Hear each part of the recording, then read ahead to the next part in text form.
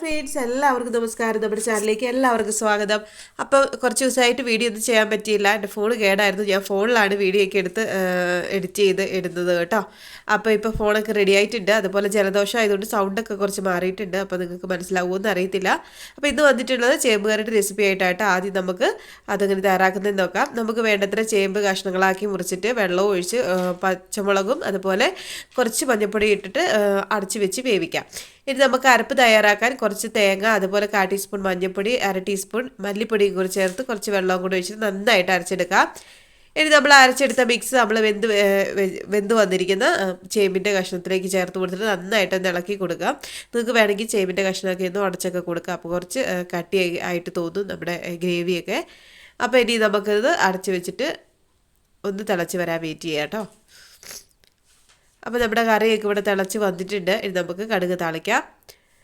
കടുകൊക്കെ താളിച്ച് ഒഴിച്ച് കൊടുത്തു. നല്ല ടേസ്റ്റി ആയിട്ടുള്ള നമ്മുടെ ചേമ്പ് കറി ഇവിടെ റെഡി ആയിട്ടുണ്ട് കേട്ടോ. വളരെ സിമ്പിളാണ്. വെറും 10 മിനിറ്റ് കൊണ്ട് നമുക്ക് ഈ ഒരു കറി തയ്യാറാക്കി എടുക്കാൻ പറ്റും കേട്ടോ. സമയമൊന്നും ഇല്ലെങ്കിൽ വളരെ പെട്ടെന്ന് തയ്യാറാക്കാൻ പറ്റിയ ഒരു ചേമ്പ് കറിയാണ്.